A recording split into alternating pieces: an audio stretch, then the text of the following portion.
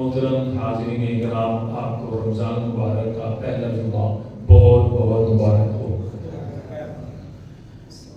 آج ہماری گفتگو کا موضوع احکام زکوٰۃ ہے۔ یہ اس لیے کہ جیسے رمضان مبارک کی ببرکت ساتھ آتی ہیں، لوگ اپنے مال کا حساب لگا کر اپنے مال کی زکوٰۃ، صدقات و خیرات نکالنے کی کوششیں کرنے لگ جاتے ہیں۔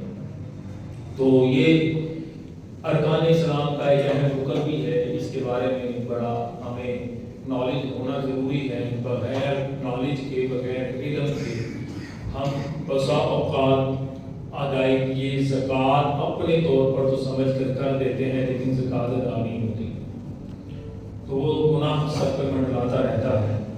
یہ دینی فریضہ بھی ہے ہم پر کہ ہم معاشی اور اقتصادی مشکلات کے حل کے لیے بہترین جو اسلام نے ہمیں مؤثر ذریعہ عطا فرمایا ہے وہ زکوٰۃ ہے، کہ جس کے ذریعے ہمارے معاشرے کے غریب و غربا کی معاونت ہو جاتی ہے، فقیر و مساکین کی مدد ہو جاتی ہے۔ یہ اسلام کا حسن ہے۔ ویسے اگر زکوٰۃ کا لغوی معنی دیکھا جائے، بڑی توجہ کے ساتھ اول تاخیر بیٹھیے گا، مختصر سے وقت کے اندر میں نے یہ کوشش کرنی ہے کہ بہت سے احکام آپ کے سامنے سکھا کر چلا جاؤں۔ زکوٰۃ کا لغوی معنی ہے پاک کرنا، درست کرنا، بڑھانا، جبکہ شریعت اسلامیہ نے مال کے مخصوص حصے کو شریعت مطہرہ سے مقرر کردہ ایک رقم متعین کی ہے جو کہ اس کے حقدار تک پہنچا دی جائے اور اس کو مالک بنا دیا جائے، اس کو زکوٰۃ ہے۔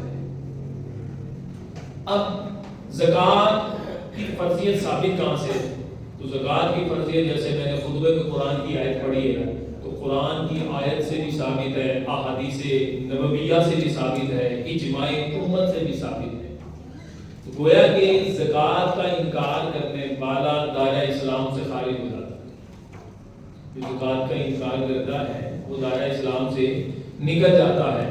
زکوٰۃ فرض جاننے اور ماننے کے باوجود نہ ادا کرے، مسلمان ہے، فرض مانتا ہے، جانتا ہے، لیکن ادا نہیں کرتا، تو وہ مستحق کے عذاب ہوگا، گناہگار ہوگا، اور اس پر اگر حاکم اسلام ہے تو اگر زبردستی چاہے تو اس سے زکوٰۃ وصول کر سکتا ہے۔ تو یہ اب زکوٰۃ فرض کس پر ہوتی ہے، بس یہ چھوٹی سی ڈیفینیشن سنیں، پھر اس کے بعد میں پریزنٹیشن کی طرف آتا ہوں۔ آج یعنی زکوٰۃ کے احکام کے لیے ہمارے لیے سیکھنا جو چیزیں ضروری ہیں۔ زکوٰۃ ہر اس عاقل بالغ مسلمان مرد اور عورت پر فرض ہے جو صاحب نصاب ہے۔ اب صاحب نصاب کیا ہوتا ہے، میں اس کے حوالے سے مکمل ڈیٹیل بیان کروں گا۔ جس کے پاس ضروریات زندگی اور حاجت اصلیہ سے علاوہ اتنی رقم، کتنی 7.5 تولہ سونا یا 52.5 تولہ چاندی کی قیمت یا اس کے برابر نقدی مال تجارت کچھ بھی موجود ہے، وہ شخص صاحب نصاب ہے۔ اب یہ اصطلاح میں نے اس لیے کھول کر بیان کی کہ شروع میں ذہن میں رہ جائے، پھر آگے چل کر اس کے اور اس کی فرضیت کے لیے کہ اس مال پر قمری سال، قمری یعنی جیسے رمضان مبارک کا قمری سال ہے، ہمیں رمضان کا مہینہ پہلا دوسرا روزہ ہے آج، تو یہ چاند کی دوسری رہی ہے، تو یہ قمری سال پورا گزر جائے، قمری سال پورا گزر جائے تو اس مال پر زکوٰۃ فرض ہوتی ہے۔ اب شمسی سال اس کے اندر کیلکولیٹ نہیں ہوں گے، صرف قمری سال ہی ہوں گے، یہ بڑا اہم مسئلہ ہے۔ اور یہ یاد رکھیے گا کہ قمری سال اس لیے کہ اسلام کا جو بنیادی سٹرکچر ہے وہ قمری سال کے ساتھ ہے، کیونکہ یہ ہجری سال جو سے اسلامی ماہ ہے، تو اس کو بڑا اہمیت کا حامل ہے۔ اور بعض لوگ صرف سمجھتے ہیں کہ رمضان میں زکوٰۃ فرض ہوتی ہے، ایسا نہیں ہے۔ شعبان میں اگر بندہ شریف فقیر تھا تو 15 شعبان کو وہ مال صاحب نصاب ہو گیا، تو ایسی صورت کے اندر اس شخص پر اگلے سال 15 شعبان کو ہی زکوٰۃ فرض ہوگی، رمضان آنے کا انتظار نہیں کرے گا۔ اگر وہ شخص رمضان آنے کا انتظار کرتا کرتا اپنی زکوٰۃ ادا کرنے کے لیے 15 دن کی تاخیر کرتا ہے یا 14 دن کی تاخیر کرتا ہے، تو یہ بڑی توجہ سے سنیے گا کہ وہ 14 دن تک گناہگار ہوتا رہے گا۔ تو جب زکات فرض ہو اس کو اسی وقت ادا کرنا ہے، اس کی ادائیگی کرنی ہے۔ اچھا، زکات کے مسائل کے اندر بڑی اہم چیزیں ہیں، آپ سوال بھی کر سکتے ہیں درمیان میں، کوشش کیجیے گا، ہاتھ کھڑا کیجیے گا، لیکن اس کو اینڈ میں وائنڈ اپ کرنے کے لیے بھی میں نے جانا ہے۔ شرائط زکات جاننا ضروری ہے، اموال زکات یعنی زکات کن پر فرض ہوتی ہے یہ جاننا ضروری ہے، نصاب زکات میں نے بھی آپ کے سامنے رکھا لیکن اس کی ڈیٹیل مزید بیان کروں گا، اور زکات کن کو دی جائے زکات ادا ہو، مصارف زکات جو قرآن نے بیان کی۔ بسا اوقات ہم مصارف زکات کو ذہن میں نہیں رکھتے اور زکات ادا کر دیتے ہیں، سمجھتے ہیں زکات ادا ہوگی۔ تو یہ جو چار چیزیں ہیں میں نے آپ کے سامنے رکھنی ہے۔ شرائط زکات بڑی غور سے سننے والی چیز ہے۔ زکات واجب ہونے کے لیے چند شرطیں ہیں۔ نمبر 1، مسلمان ہو، عاقل و بالغ ہو، مسلمان ہو، عاقل ہو، بالغ ہو، مالک نصاب ہو۔ مالک نصاب کی کچھ ڈیفینیشن میں نے آپ کو پہلے بیان کر دی۔ مال پر قبضہ ہو، مالک نصاب بھی ہو، مال پر قبضہ بھی ہو، نصاب قرض اور ادھار سے فارغ ہو۔ مالک نصاب ہے لیکن ساتھ میں نصاب قرض اور ادھار سے فارغ ہونا، کہ اس پر کوئی قرضہ اتنا نہ ہو کہ اگر اس قرضے کو مائنس کیا جائے تو وہ صاحب نصاب نہ رہے، تو وہ صاحب نصاب پھر نہیں کہلائے گا۔ نصاب حاجت اصلیہ سے فارغ ہو۔ حاجت اصلیہ ضرورت زندگی، کپڑے پہنتے ہیں، موٹر سائیکل ہے، گاڑی ہے، جو ضرورت کی استعمال کی چیزیں ہیں وہ حاجت اصلیہ کہلاتی ہے، اس سے بھی فارغ ہونا چاہیے وہ مال۔ مال نامی ہو، مال نامی سے مراد سونا چاندی، کرنسی، مال تجارت وغیرہ، پرائز بانڈ وغیرہ، یہ سارے کے سارے مال نامی میں آتے ہیں۔ اس کو میں آگے پھر مزید ایک مرتبہ بیان کروں گا۔ اسلامی حساب سے سال گزرا ہو، اسلامی حساب مطلب قمری سال، جو اسلامی منتھ ہے وہ پورا کا پورا ہولا میں ہول ہو جائے، سال گزرے، تو یہ شخص صاحب نصاب ہونے کے اعتبار سے اس کے اندر شرائط زکات پائی جا رہی ہوں گی، تو وہ شخص صاحب نصاب ہونے کی حیثیت سے زکات ادا کرے گا۔ یہ کلیئر ہو گیا؟ مجھے ذرا بتائیے گا یہ مکمل ہو گیا؟ اب آپ نے اموال زکات کون سے ہوتے ہیں جن پر زکات فرض ہوتی ہے؟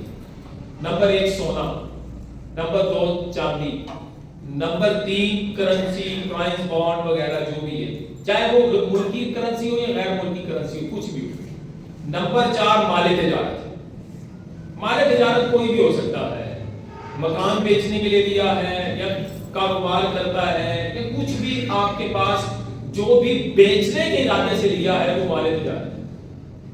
وہ مال موبائل ہو، کچھ بھی ہو، اکوپمنٹ ہو، کچھ کوئی شے بھی ہو، ان چیزوں پر زکات فرض ہوتی ہے۔ اب سونا اور چاندی کی ڈیٹیل میں آتے ہیں۔ اب سونا اور چاندی جیسے جونیئر جو سے ہیں وہ زیادہ جانتے ہیں، جو سونا کا کام کرتے ہیں۔ ایک ہوتا ہے خام ڈلی کی صورت کے اندر، یعنی جو خالص سونا ہوتا ہے جس کو 24 کیرٹ کا بھی کہہ دیتے ہیں، اور ایک ہوتا ہے کھوٹ والا۔ اب چاہے وہ کھوٹ والا ہو یا کچھ بھی ہو، خالص ہو، ہر دو صورت میں اس پر زکات فرض ہوگی جب وہ اپنے نصاب کو پہنچے گی۔ اب خالی ایک بندے کے پاس سونا ہے تو وہ زکات فرض ہوگی یا نہیں ہوگی، یا ساتھ میں چاندی کی ایک آدھی انگوٹھی ہے تو پھر کیا حکم ہوگا، اس کے معاملے میں آگے چل کر ہم سیکھتے ہیں۔ نمبر 2، اب اسی طرح چاندی کا بھی ہے، نمبر 2 ہے کرنسی، پرائز بانڈ۔ اب یہ بڑا اہم مسئلہ ہے، کرنسی چاہے ملکی ہو یا غیر ملکی ہو۔ بعض لوگ اپنے لیے مکہ مدینہ جانا چاہتے ہیں، ریال لے کر رکھ لیتے ہیں، بعض بزنس کرتے ہیں ڈالر لے کر رکھ لیتے ہیں، تو وہ بینک میں رکھے ہوتے ہیں، اپنے پاس ہو یا بینک کے اندر ہو، اپنی کرنسی یعنی کرنسی ہے۔ کرنسی کی شکل کوئی بھی ہو سکتی ہے، بانڈ کی صورت میں بھی ہو سکتی ہے۔ سرمایہ کاری میں لگا رکھا ہے مال، یہ بھی مال آپ کا ہی ہو، مطلب کسی کے ساتھ انویسٹ کی ہوئی ہے کہ جناب یہ میرا 20,000 روپے ہے، یہ دے لیں، تو وہ 20,000 روپے بھی اس میں اندر پلس ہوگا، گنا جائے گا۔ کسی کو امانت دی ہوئی ہے یا قرض دیا ہوا ہے، یہ بھی مال آپ کا ہی ہے، یہ آپ کے اس مال زکات کے اندر شامل ہوگا۔ کسی کو امانت دی ہے یا قرض دیا ہے، بہر صورت ان پر اس کو مال زکات میں شامل کیا جائے گا، یہ یاد رکھیے گا۔ نمبر 4 تھا مال تجارت۔ مال تجارت کوئی بھی مال آپ نے بیچنے کی نیت سے لیا ہو، کوئی بھی شے آپ نے بیچنے کی نیت سے لی ہو, بولیے گا کیا, کوئی بھی شے آپ نے بیچنے کی نیت لیا, مطلب ایک بندے کے پاس ایک موبائل کی ضرورت ہے, دوسرا موبائل اس نے لیا یار چلو 4 پیسے آئیں گے نا تو پھر بیچ دوں گا, تو یہ مال تجارت ہی ہے.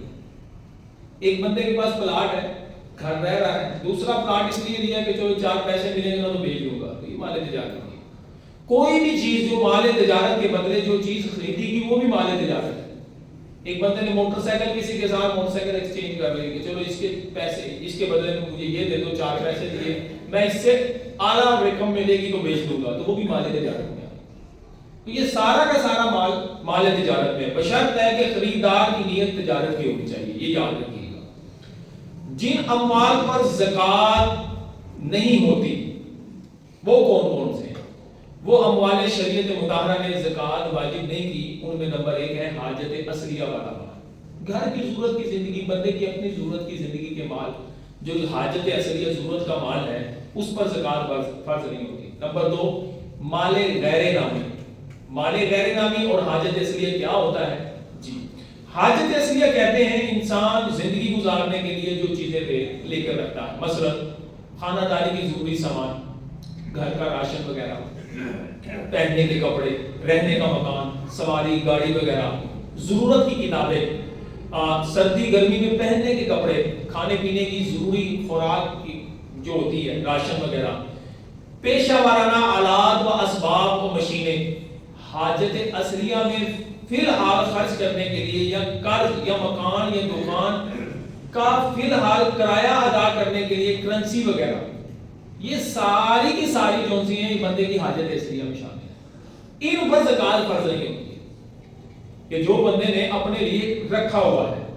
نمبر 2 ہے مال نامی, مال غیر نامی. مال نامی پر زکوٰۃ فرض ہوتی ہے, غیر نامی پر زکوٰۃ فرض نہیں ہوتی.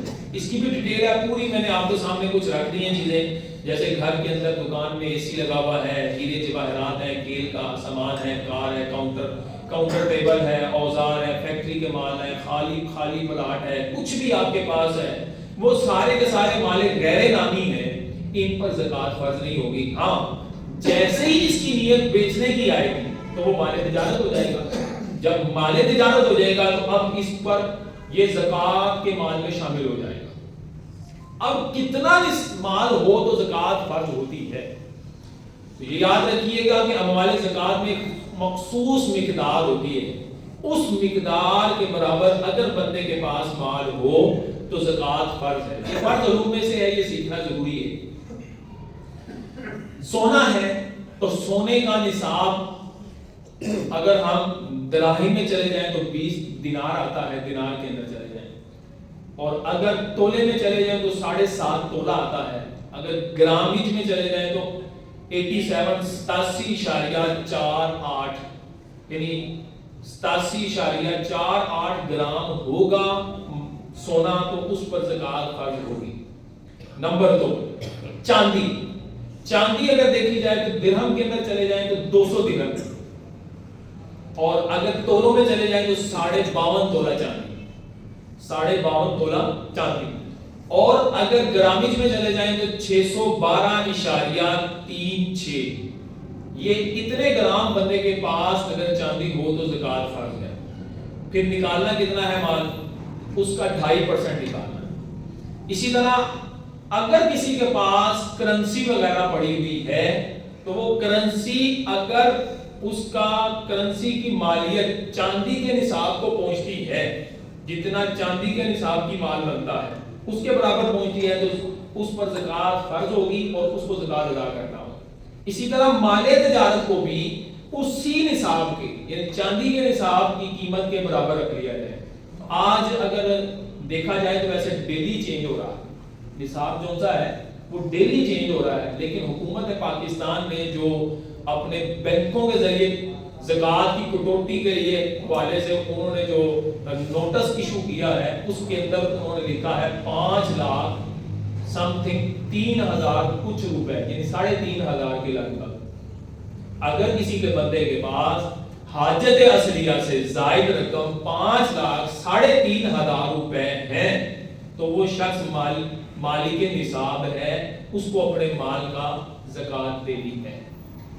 اب ایک بندہ کہتا ہے یار میرے پاس تو نہیں ہے، میں نے تو بچی کے پیسوں کے لیے، بچی کی شادی کے لیے پیسے رکھے ہوئے، یا جناب اس کو بیٹے کی شادی کے پیسے رکھے، تو وہ آپ کی ملکیت ہے۔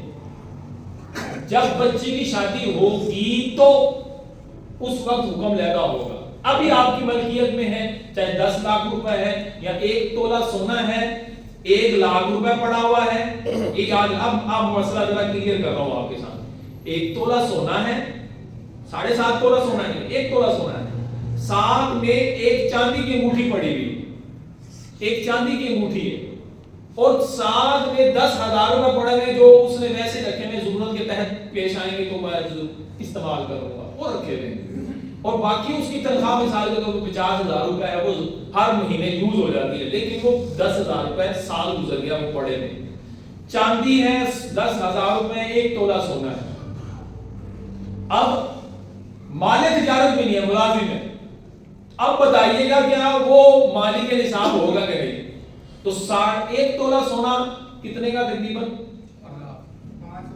5 لاکھ سم تھنگ کچھ روپے، ٹھیک ہے۔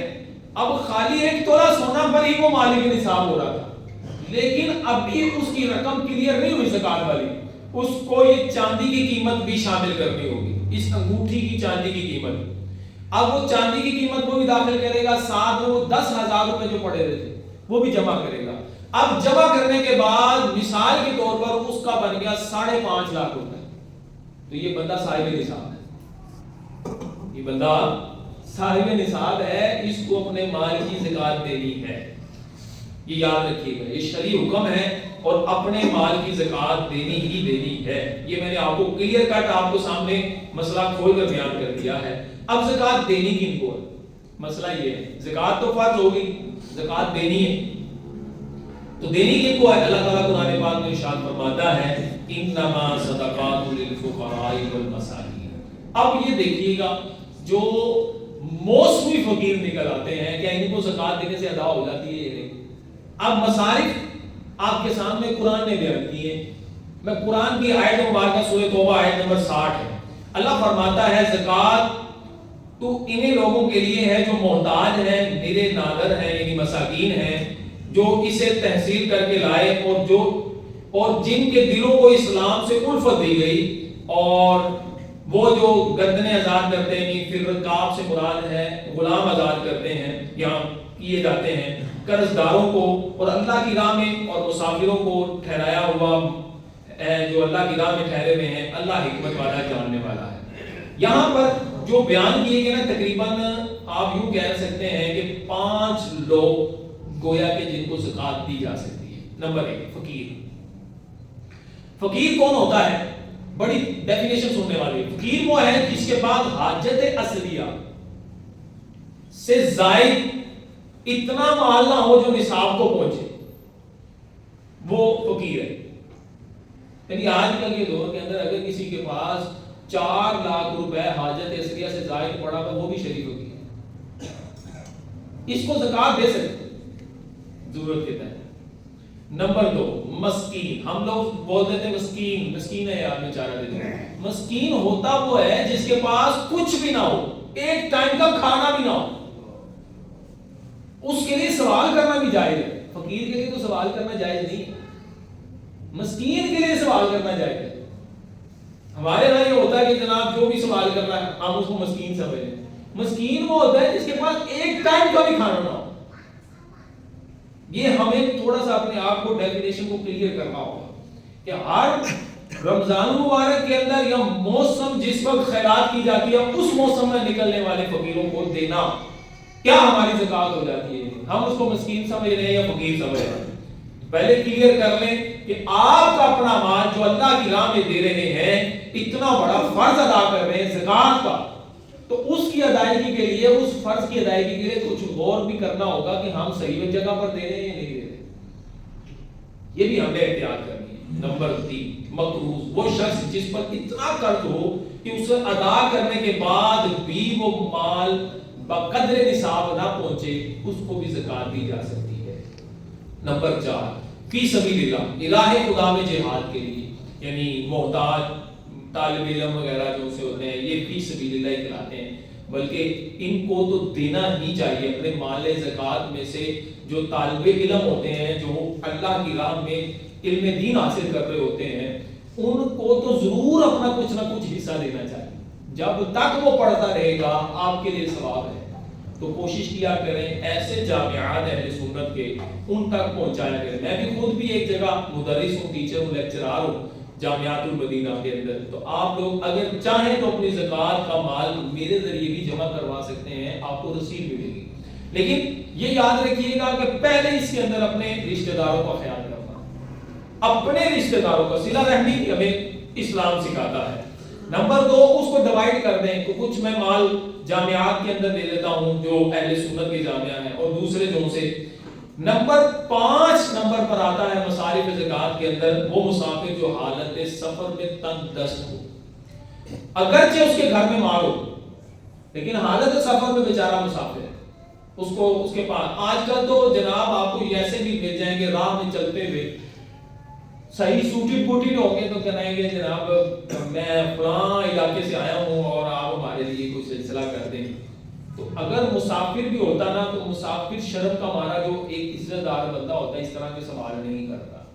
خیر ہمیں احتیاط کرنی ہے، ہم ہر ایک بندے کے بارے میں بدگمانی بھی نہیں کر سکتے، لیکن ہمیں یہ ٹٹولنا ہے کہ آج کل دنیا میں دھوکہ بہت دیا جا رہا ہے پیسے کے نام پر. آج کل تو آپ کے جیز کیش سے پیسے کسی دوسری جگہ منتقل ہوتے ہیں، درمیان سے نکل جاتے ہیں. ایسا بھی فراڈ ہو جاتا ہے. حالات میں ایسے بھی ہیں کہ جناب سعودی عربیہ سے کال کر کے جناب کہتے ہیں حضرت میں آپ کا رشتہ دار بول رہا ہوں، میں آپ کو پیسے بھیج رہا ہوں، ابھی فی الحال مجھے 3 لاکھ روپے کی یا 1 لاکھ روپے کی یا 60,000 روپے کی ضرورت ہے، آپ میں جو 5 لاکھ بھیجوں گا اس میں سے کاٹ لینا، باقی رقم اپنے پاس رکھ لینا.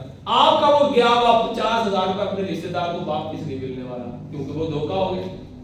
تو آج کل تو اس طرح کے دھوکے عام ہو رہے ہیں. تو ہمیں خیال کرنا ہے اپنا مال جب بھی زکوٰۃ کا ادا کرنا ہے. اچھا زکوٰۃ دے کس کو سکتے ہیں؟ ایک تو میں نے مصارف بیان کر دی ہیں، اب رشتہ داروں کو بھی تو دینی ہے نا، صلہ رحمی کر سکتے ہیں. تو شریف فقیر ہونے کے باوجود جن کو زکوٰۃ نہیں دے سکتے، ہاشمی خاندان.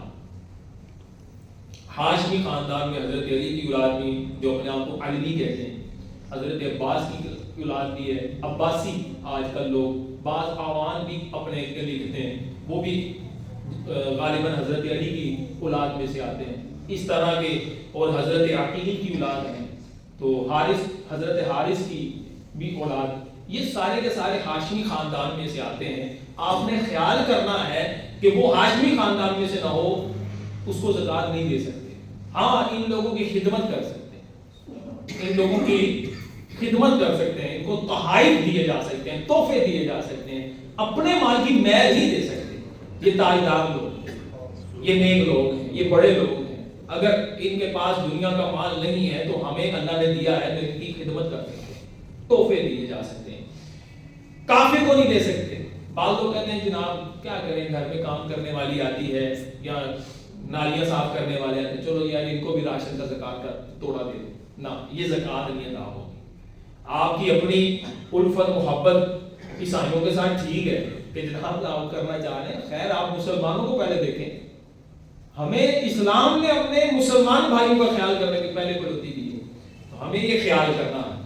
شوہر کو نہیں دے سکتی بیوی، بیوی کو نہیں دے سکتا شوہر، غنی نابالغ اولاد کو نہیں دی جا سکتی، بیٹے کو نہیں دی جا سکتی، بیٹی کو نہیں دی جا سکتی، پوتا پوتی نواسا نواسی کو زکوٰۃ نہیں دی جا سکتی. باپ ماں دادا دادی نانا نانی، یعنی آپ یوں کہہ سکتے ہیں کہ اپنی ذات کے جو اوپر کے خاندان کے رشتہ دار ہیں اصل، ان کو بھی نہیں دے سکتے. جو فرع ہیں، جو آپ کے نیچے کے رشتہ دار ہیں، ان کو بھی نہیں دے سکتے.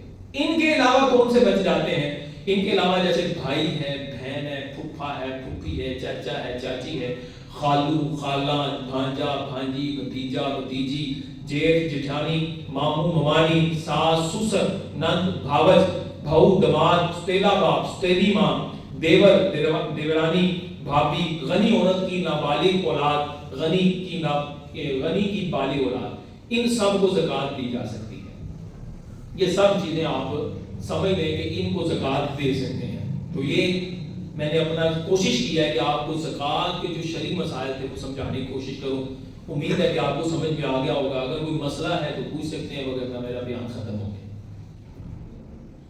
جی کوئی سوال آپ کا؟ اللہ تعالیٰ ہمیں سمجھنے کی توفیق عطا فرمائے۔ وآخر دعوانا الحمدللہ رب العالمین۔